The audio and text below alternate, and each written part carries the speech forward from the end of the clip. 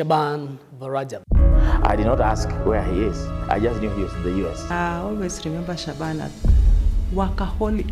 He used to carry me on a bicycle. 201 amekuja kijana mdogo. But then she also passed on when Saleh was still like a baby, a very small boy. So Shaban never really knew his father and had very little contact with the mother. The plane carrying the most awaited man in Kenya. Until one time when President Obama was coming to Kenya, he mentioned that I'm proud of a man called Richard Ruto Todosia. A young man named Richard Ruto Todosia. Who was behind Mr. Todosia? Was me and Shaban. His calling comes from the fact that there are people who assisted him along the way. If you can call him a self-made man, if there's anything like that, this is one case of a man who has made himself into what he is. My name is Kipkemei Barasa. I'm a storyteller based in Nairobi, Kenya. I choose to this time be a part of the story of Varajab Shaban, a friend I have never met.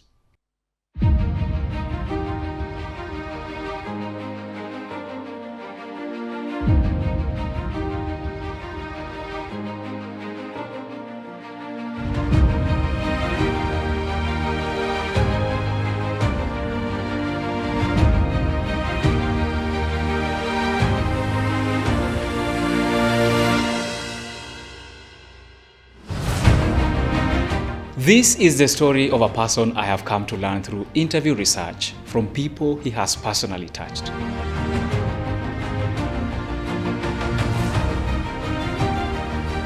By sifting through all these materials, I have learned a number of things, paramount of which is that the boy has remained pretty much the same person in value and principle throughout his journey. I have made countless trips to his village. I have seen the house he was brought up in. I have seen the graves of his late beloved mother and grandmother, the two women who formed the boy. I have met and talked to his people. I have served alongside volunteers at 42 Changemakers, a community-based organization he founded to transform lives in Kenya. I could go on and on, but let's get to it.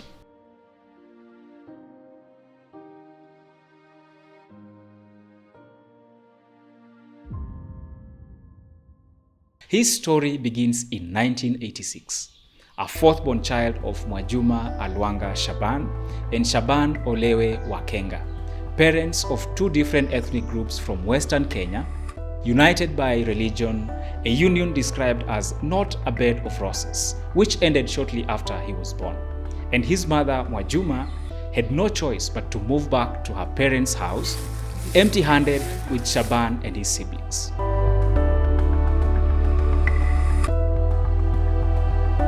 Shaban is my grandson.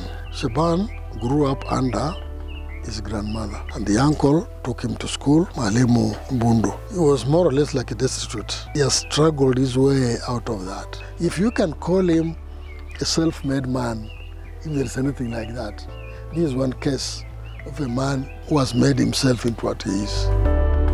Much as I tried to dig into the details of the father, not much information could be found apart from the fact that he was an adventurous businessman who plied between Kenya and Tanzania, and that he just vanished at some point around the time of the conflict with Shaban's mother and later on died.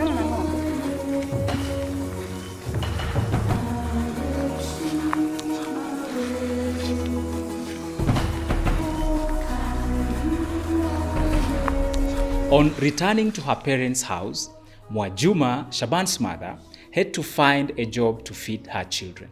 And so soon after, she left for Mombasa to find a job, leaving behind the young boy in the care of the grandmother, period within which the boy built a solid, unbreakable bond with her, and as fate would have it, the mother, Mwajuma, fell ill while in Mombasa, later on died, and was buried right here behind her parents' house, according to Luhya culture, for she had unceremoniously returned from her husband's house, and that is how Shaban stepped into poverty. So she went there to look for a job so that she would assist them to get education. But while she was there, she fell sick. Then, unfortunately, she died. But then she also passed on when Saleh was still like a baby, very small boy. So the grandmother took over. We also took over. So Shaban never really knew his father and had very little contact with the mother. Being a young boy, he was very obedient, very hardworking. You would assign him a role, he'll do it perfectly, very respectful. Actually, the background was humble, very humble. That is a background that actually needed somebody to go an extra mile because now he had no mother, so it was now the uncle and the grandmother. Nyanya Asbin is young sister to Shaban's late grandmother. And she paints a picture of life at the time, with grandma making local brew, working at people's farms to make ends meet. And as she confirms, life was very difficult for the young boy. Shosho alikuwa akilima kibarua, akipika pombe, akiwasomesha. Kama amefunga shule, wanafanya kibarua ndio apate pesa ya kitabu siku ya kufungua. So maisha ya grandmother, life even just meals, so it is an issue. Shaban went to Shikomari Primary School, a school he cherishes still today. And while there, his humble demeanor and being a very bright boy in a sorry, unfortunate state enabled him make connections with teachers who stood for him and shielded him from the harsh realities he faced at home.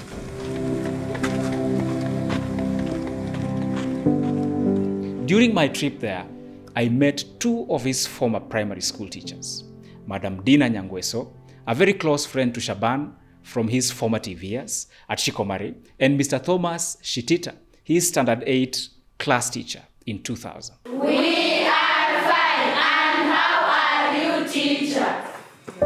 So that friendship went on even after class 3. He could visit me at break time, ningembebea ndizi, vile nilikuwa nimejua naishi na nyanya. Shaban, I made sure he could do his studies by talking to a shop where paraffin was being sold. Nilikuwa nalipa hiyo paraffin every Friday. From my interactions with Madam Dina, I would say she became Shaban's mother figure, both at home and at school. She brought bananas to school for the boy. She defended him against the school treasurer, who constantly sent him away to collect money for school fees, which clearly was not there. She even went to an extent of building a case for the boy at the head teacher's office for him to be allowed to study without paying a cent. And she was successful. This boy Shaban, I started teaching him in 1999 in class 7. The boy used to do very well. So this boy had no money. He was to miss exam. There is a madam called Madam Dina Nyangweso, who was the treasurer by then in the exam council. The madam went to the head teacher by then and told the head teacher, this boy is an orphan. And even if we send him home to look for money, there is no money. So let us just cushion the boy. After discussing more about the boy, he came now to agree. And we started now taking the boy like our own son until he did class 8, 2000. He passed well, but because of the problems, he just went to a day school.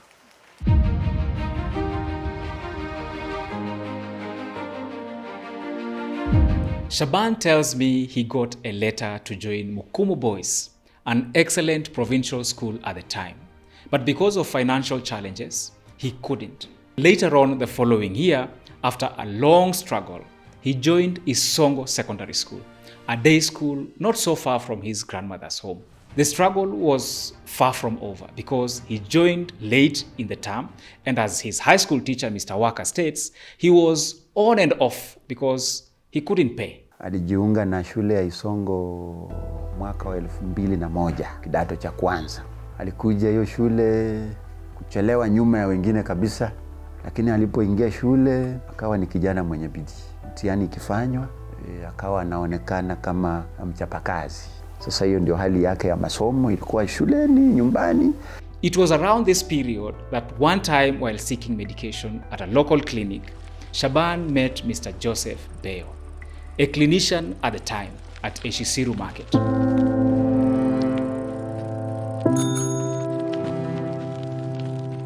I met Mr. Beo at the very shop Shaban visited the first time. He appeared a smart, clean young man. He explained to me he had such a challenge. So I told him forget about the financial challenge, so I had to give him medicine. Then from there, he came for review. Then after that, I realized that he had a financial challenge because he needed school fees. We gathered some little money from this shop. I can't remember very well, but it must have been between 12 to 15,000 shillings. Not every day you meet people and they give you money to pay school fees. I asked Mr. Bayo why he gave Shaban the money, and he told me he has a son and helping Shaban was not far from helping his own son. Madam Dina reveals to me that she stayed in touch with Shaban even after Shikomari Primary School, and from time to time, she took care of his personal effects. And since they lived in the same village, she could bump into Shaban's grandmother and they could have a chat. I could send my last-born daughter, who was his age, to check at school, secondary Songo, what he is lacking. Kama ni kalamu, anua nampelekea. And when the grandmother could meet me, angenishukuru sana. I passed by Isongo Secondary School, and this is how it looks today.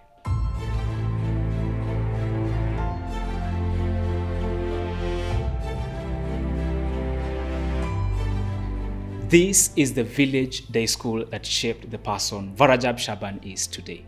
Of course, with the support of people within family and beyond who came to his aid. And as Mr. Waka reveals, the record high performance registered in 2004 by Shaban's cohort of high school graduates has not been broken to date. Mimi nilikuwa class teacher wa hawa wanafunzi. Shule hiyo haikuwa kubwa wakati ule, lakini minisko ambayo wameweka kwa hiyo shule wakati huo haijawahi pitwa mpaka wa leo. After Isongo, while waiting to join Moi University, Shaban volunteered as English teacher at Ibinzo Girls, a school which wife to his uncle, Mr. Omar, was teaching. I was the deputy of Ibinzo Girls. At the time he had completed his Form 4, then he had also done well. So I sought a chance for him and he was employed there on BOM terms as he awaited to join college. My plan to visit Ibinzo Girls was to go find a lady by the name Joyna. She was the school matron during Shaban's time there. And I'll tell you why she is important to this story. But first, I talked to two other ladies who worked alongside Shaban at the time in 2005. We remember him for being one of the pioneers. He was lively, he was very friendly. He was a small boy. You remember one time when he taught a poem? Then that poem came exactly the same one in an exam. The students were so happy. Joyna is significant to this story because even though Shaban had passed very well and he had been accepted to Moi University, deep down he knew that the shadows of poverty still trailed him closely. And he still needed money to get admitted to Moi University. And so he was on constant alert to build connections that would secure him financial support into and through university. Along the line when he was here, we became close and he started opening up regarding his life history. I later on now introduced him to my brother. Joyna was the link because she had a brother by the name Enoch Sabana who knew people at some government offices where Shaban could get bursary support, and so she introduced Shaban to his brother, Mr. Sabana. And shortly after, the two started meeting. So one day, it was in the afternoon, he came, he told me he's an orphan. He has a lot of limitations in how he can raise funds for his education. So I didn't promise him anything. I just told him, check on me after some time. I don't know whether it was 2 weeks or whatever. He left me his contacts. I can positively say that he was supported. Whether it was for 1 year or 2 years or the whole education period, I cannot recall. And he continued teaching at Ibinzo Girls until when he was called to go to university.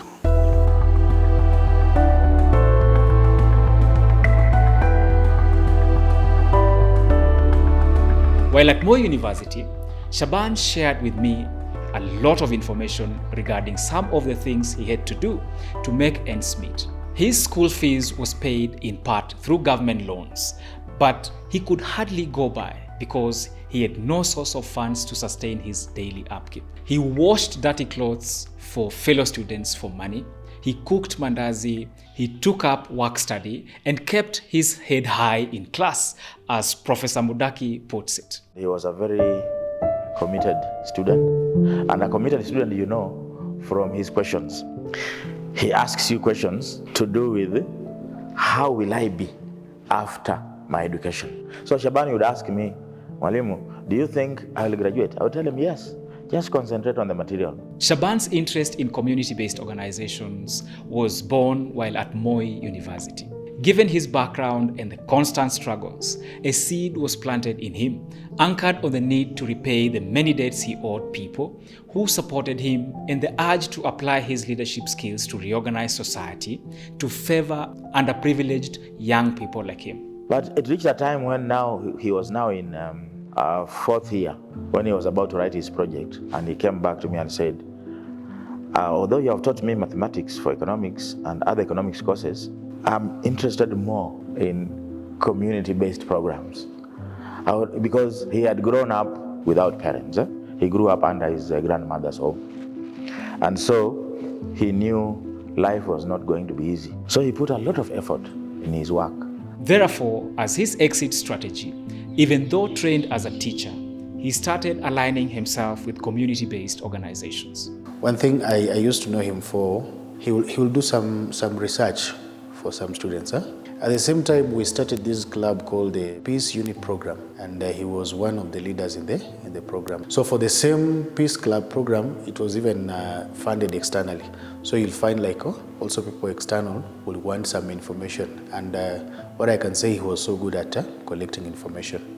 At this point in the story, Shaban's life was taking a positive trajectory because, one, he was done with a significant part of his early life.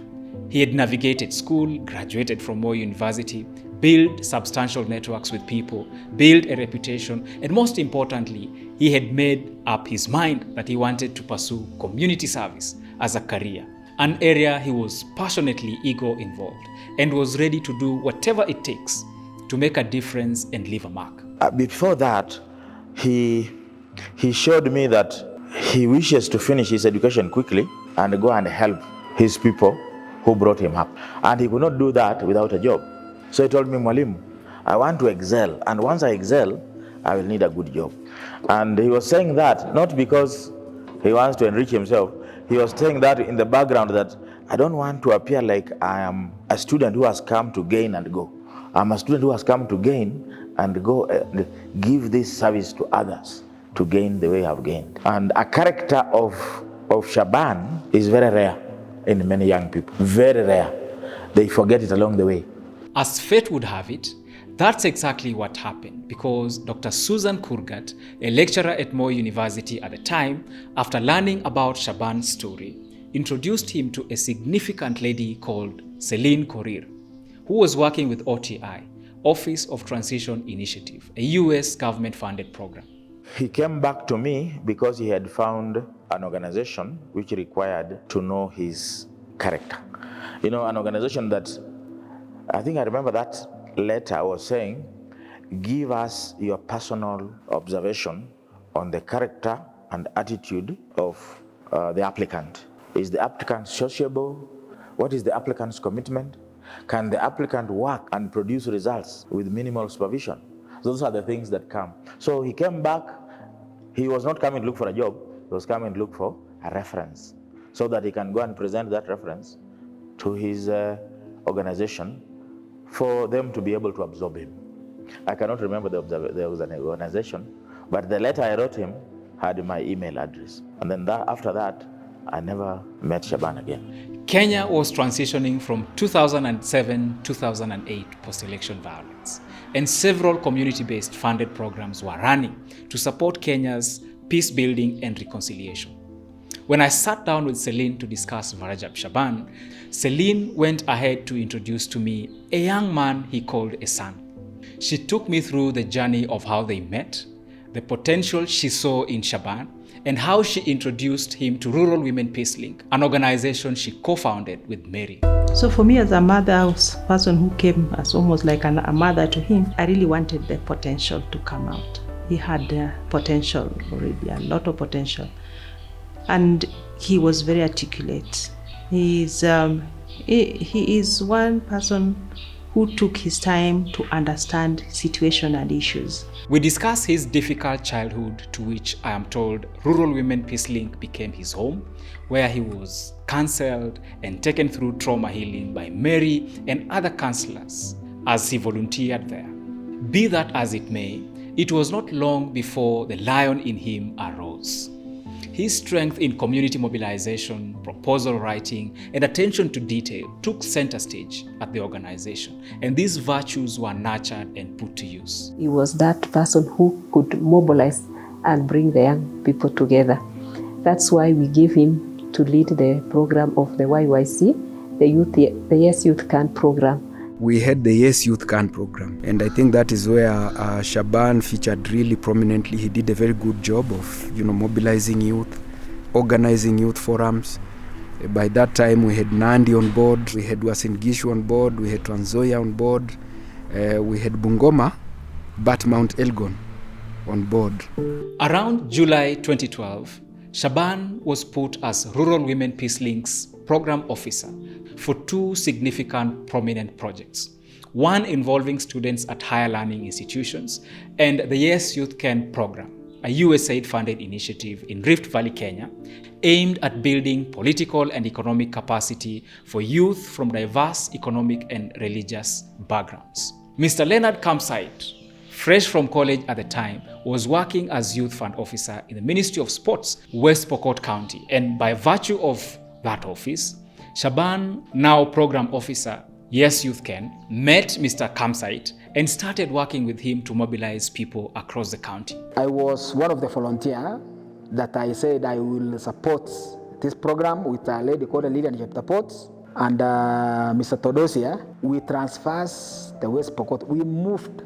In fact, something unique with Shaban, we were tracking to the villages because there's no roads. So we were moving to every sub-location. And something amazing, Shaban was very resilient.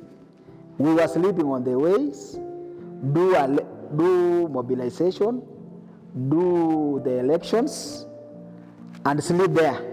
So, in fact, some of my colleagues who were from that area, they were tired, others were discouraged, because remember, we are not caught in the resources. But Mr. Shaban gave us the spirits, because he said there is hope ahead of us. We need to finish. Now, because he was the first one who I interacted with, I believe on him. Mr. Campsite tells me that one time as they traversed West Pokot County with Shaban, they met a young man called Todosia at a place called Cheptia. He was a teacher employed by a school board on a salary of 3,000 shillings a month. I want you to take note of Mr. Todosia because later on in this story, he was featured prominently, and this meeting at Cheptia forms his turning point.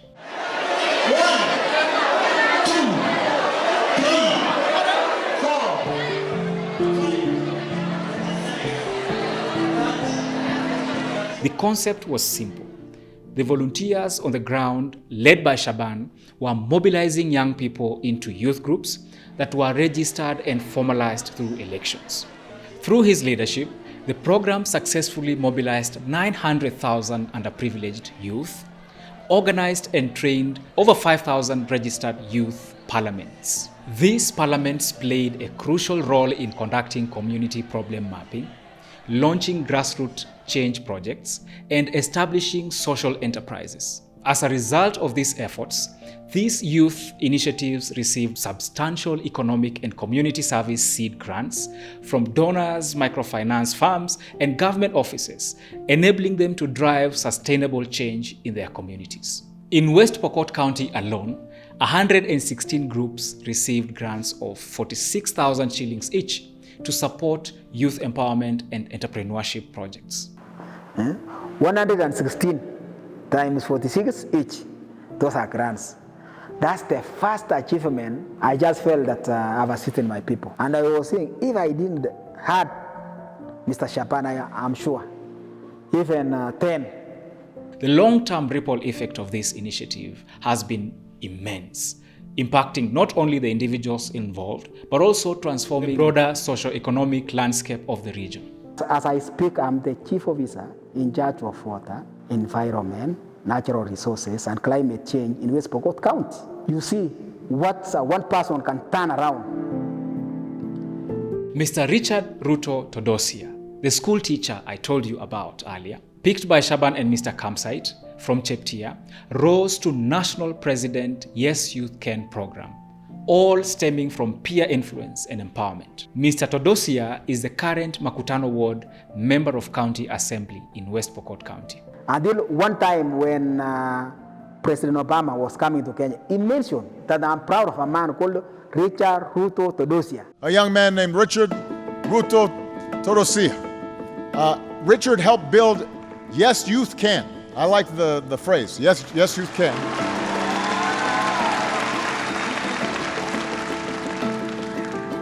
It became one of the most prominent civil society organizations in Kenya with over 1 million members. And after the violence of 2007-2008, Yes Youth Can stood up to incitement, helped bring opportunity to young people in places that were scarred by conflict. That's the kind of young leadership that we need. Who was behind Mr. Todosia? Was me and Shaban. If people had a human heart like of Shaban, even this world we could have turned. Because if it was not that Shaban that gave us that spirit, that let us continue to volunteer.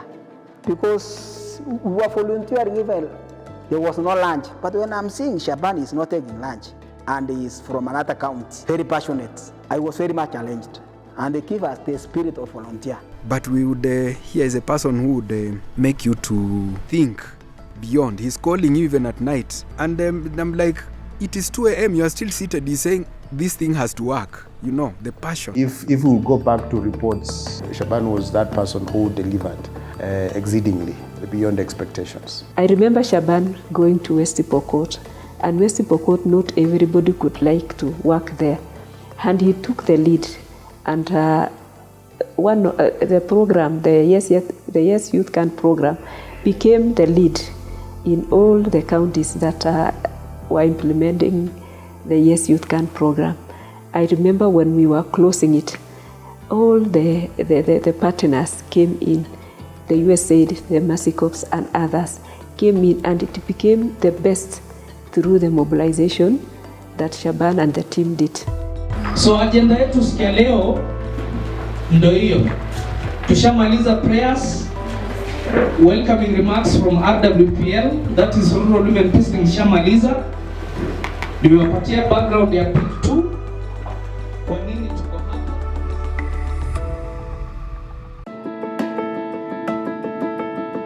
I can recollect very clearly we were in a restaurant in Kakamega, when a restaurant talking, planning what he intended to do and how he intended to empower the people around Shikomare. So we planned everything out. Before he left, he had registered the team, the working team, and he gave me the responsibility of making sure that the team does not crumble. It remains together. Around the period between 2008 and 2014, Shaban, as he was registering youth groups for Yes Youth Can in North Rift counties, he borrowed the concept and took it with him to his home county in Kakamega. During my trip to Shikomari village between 2021 and 2024, I have witnessed, participated and volunteered in several of 42 Changemakers community-based projects. The founder of 42 Changemakers was Barajab Shaban, a resident of Shikomari, a young boy who was held in Shikomari village, raised in Shikomari, went to Shikomari Primary School and later to Isongo Secondary School. Coming from a humble background, and being a total orphan, Shaban saw the plights and the problems that youth underwent within this community, and therefore saw it necessary to come up with a group that will help address problems that face the youth within Kakamega County and Kenya at large. We documented a farmers' field day that celebrated the successful implementation of Kenya Climate Smart Agriculture. We documented World Democracy Day celebrations. We did a high-impact documentary tracing the roots of Shikomari Primary School.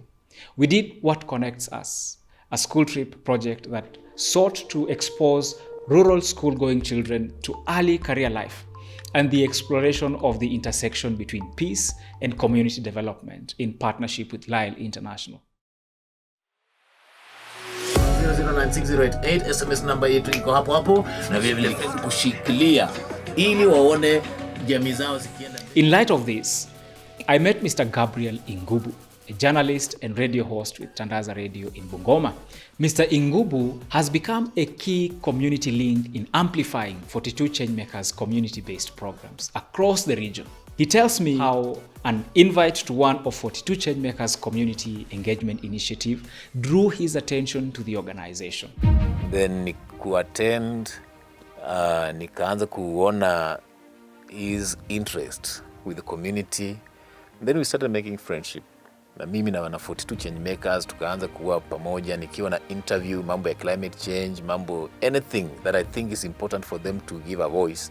I could give them, even if it's a phone call ama kuwaita studio, wanakuja tunafanya a live interview from here. Sijui kama unanishangaa, ndakana kuwa unashangaa mbona wanaume wanaongea kuhusu topic ya mambo ya menstrual hygiene. Nadhani sishangai kwa sababu tunaambiwa hakuna. Like the 42 changes that you see the Shaban is passionate about. Shaban, based on his experience, has become the voice of the voiceless. Going into the future, 42 Changemakers, from the way it is spreading out and the way it is received in the community, I think it is headed in a good direction because acceptance and ownership is within the community itself. And at the level that we want to steer it into a national non-governmental organization, I think it will be able to attract more funding. More fundraising will happen to support many of the projects that he has already started. His calling comes from the fact that there are people who assisted him along the way, that he must also endear himself and try to empower those who are at the bottom. While still at Rural Women Peace Link, now an established and experienced project manager, Celine Korir began exposing Shaban to bigger networks by sending him on her behalf to meetings in different parts of the country. The village boy, now a young man and a professional, forged through the furnace of orphanhood and raised by people on the streets of professional life, began to see life from a different perspective. Each time he was going, I would remind him, remember you have the stick. You are going into a space, scratch your back where your hand cannot reach. Make networks. Make networks, be keen on who are in the space and who is this that you think if you plug into can actually bring fresh breath into your life so that you grow. Because Rural Women Peace Link is not just a place for you to be there forever. You have to move. We are growing you so that you can fly. And he did. The person who helped Shaban to go to Notre Dame was a connection through Rural Women Peace Link. And I signed a recommendation for Shaban. For him to be where he is even up to now, I think to get the documentations, I had to write the reason why I feel strong that he has to be supported by the US government to be there. Although his grandmother died while he was still at Rural Women Peace Link, he had built significant social support to navigate and move past the loss. He had been prepared for the global stage. His dedication, resilience, and passion for community transformation earned him several prestigious scholarships. In 2014, he was awarded the full Kroc Scholarship to pursue a master's degree in international peace studies at the University of Notre Dame, a program that deepened his expertise in conflict resolution, policy development, and global peace building. He was young, ambitious, enthusiastic, but also not knowing exactly what he was going to find out there. He knew he was going to college. He knew he had been given a scholarship, but he didn't know what it involved to go as a Muslim young man to study in Christian America. He called me in Kakamega when he was ready to leave at Siaya Guest House. We met, we talked, We shook hands, nikampeleka nyuma ya hiyo guest house building, nikamwombea hapo kama tumeshikana mikono hivi. Kasema, mama, najua Eldoret you can't make it, na ndio pati yangu ya kuniaga iko. Your prayers will still live. Tukaachana hapo, akanipa shilingi 1,000, nikamwevia, akaenda.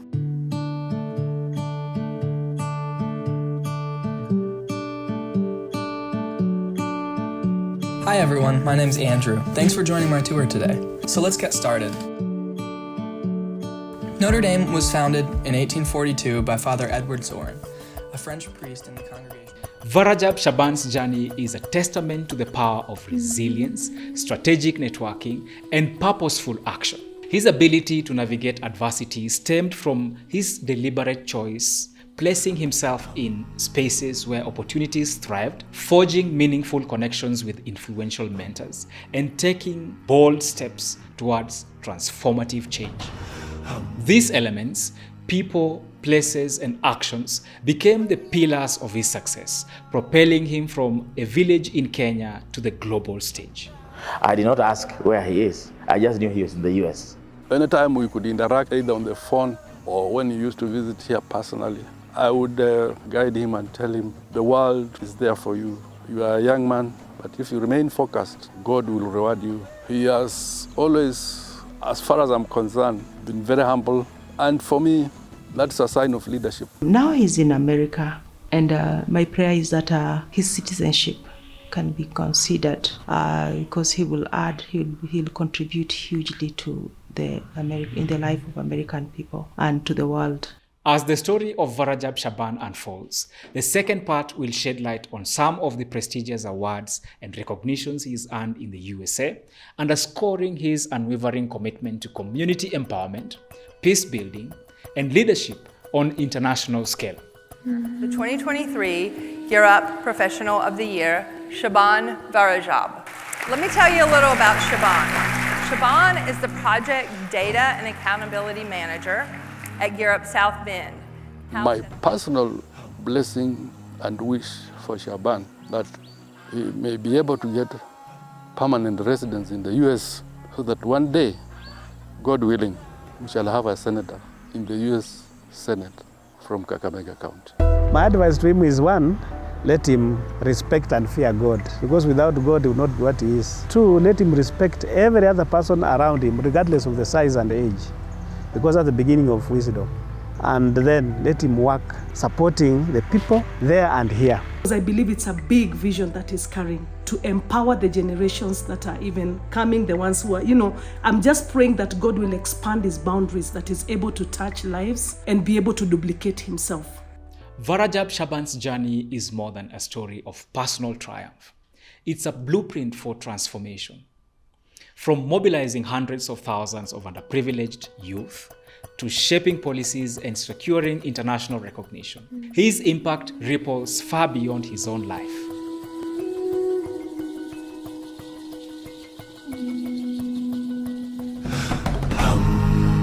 Through resilience, strategic action, and unshakable belief in the power of community, he has not only rewritten his own future, but has also paved the way for countless others to do the same.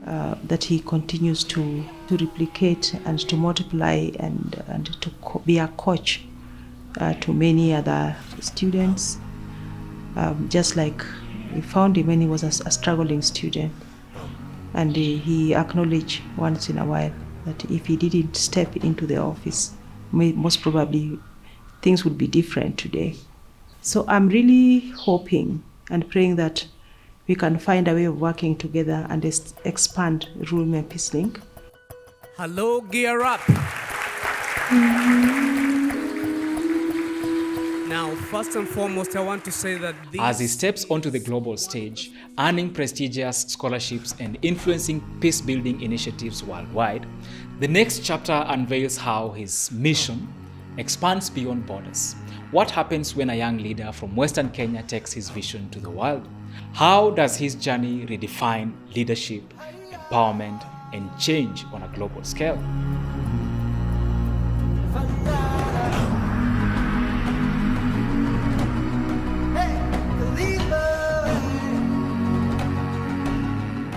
Stay with us as we uncover the next phase of Varajab Shaban's extraordinary story, one that proves that true leadership knows no limits.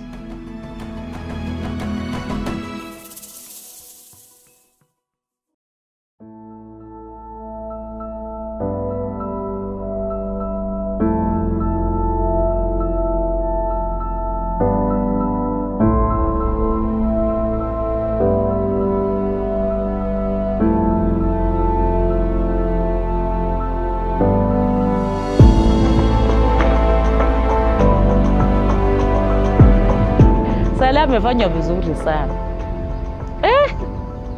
Sale urio muno. Mungu abebe mkono. Uwe mzima. Nyasaya kuchingira mkono wo mulamu. Engofule uyitane kusingira ko kubusi. Oliye. Salani mzoesha vizuri yake.